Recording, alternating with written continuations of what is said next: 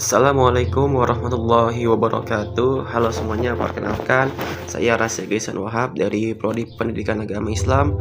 Hari ini saya akan membahas sebuah kasus yang mungkin terasa dekat dengan keseharian kita, yaitu ketika seorang dokter harus berhadapan dengan pasien yang lebih memilih doa daripada obat. Yuk kita bedah kasus ini pakai filsafat ilmu. Pertama, kita lihat dulu dari sisi ontologi, yaitu apa sih hakikat masalah ini yang sebenarnya. Di desa kecil itu ada seorang dokter yang ingin menyembuhkan pasiennya dengan ilmu kedokteran modern, vaksin, terapi ilmiah dan sebagainya.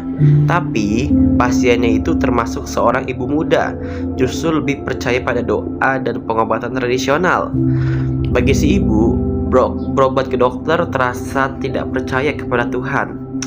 Nah, masalahnya intinya ini bukan soal siapa yang benar atau salah. Masalah ontologinya adalah dua pihak ini memiliki cara pandang yang berbeda tentang apa itu realitas, penyakit, dan kesembuhan. Dokter sebagai fenomena biologis yang bisa dijelaskan secara ilmiah, sementara pasien itu memiliki penyakit sebagai bagian dari takdir dan ujian spiritual. Keduanya nyata, hanya berbeda sudut pandang. Baik, di sini sekarang kita masuk ke epistemologi, yaitu dari mana kita mendapat pengetahuan dan bagaimana kita tahu itu benar. Dokter mendapat pengetahuan itu dari riset ilmiah, uji klinis, data statistik. Ini yang disebut sebagai pengetahuan empiris, bisa diuji, dibuktikan, ataupun diulang. Sementara si ibu ini mendapat pengetahuannya dari keyakinan agama, pengalaman komunitas, dan tradisi turun-menurun. Ini adalah pengetahuan normatif dan transendental, tidak selalu bisa diuji laboratorium, tapi sangat nyata dirasakan oleh penganutnya.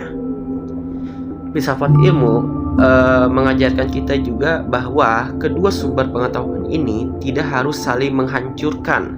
Ilmu pengetahuan modern memang hebat, tapi ia punya batas. Ia tidak bisa menjawab pertanyaan seperti apa makna hidupku atau kenapa aku yang sakit itu.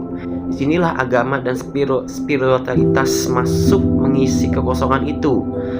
Jadi dokter yang bijak bukan hanya membawa stetoskop, tapi juga membawa empati dan keterbukaan untuk memahami dari mana pasiennya itu mendapatkan kebenaran dalam hidupnya. Kita lanjut ke bagian terakhir, tapi paling penting, aksiologi, yaitu apa nilai dan etika yang harus dipegang dalam situasi ini. Disinilah dilema sang dokter paling terasa. Di satu sisi, sebagai profesional, ia punya kewajiban etis untuk memberikan informasi medis yang benar dan menyelamatkan nyawa pasiennya.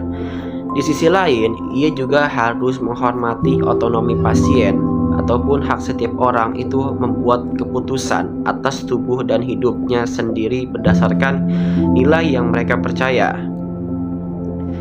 Etika kedokteran modern menyebut prinsip ini sebagai informed consent, atau pasien berhak tahu semua informasi, lalu memilih sendiri. Dokter itu tidak boleh memaksa, tetapi juga tidak boleh diam dan membiarkan pasiennya itu celaka.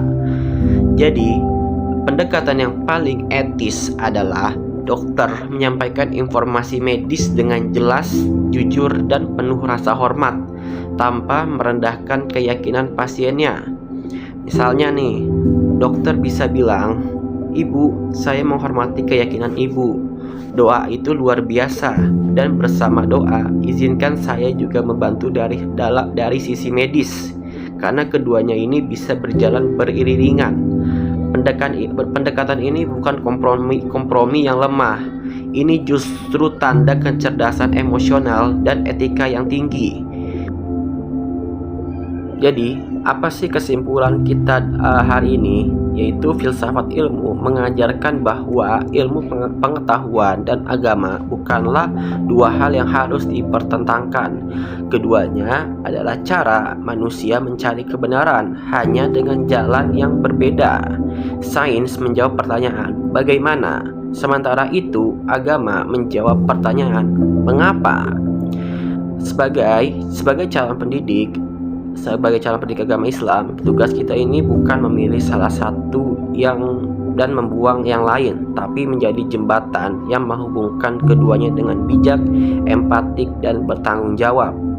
Seperti sabda Nabi Muhammad SAW, berobatlah karena sesungguhnya Allah tidak menurunkan penyakit, melainkan menurun pula obatnya. Hadis riwayat Abu Daud. Itu saja yang mungkin saya bisa sampaikan. Terima kasih. Wassalamualaikum warahmatullahi wabarakatuh.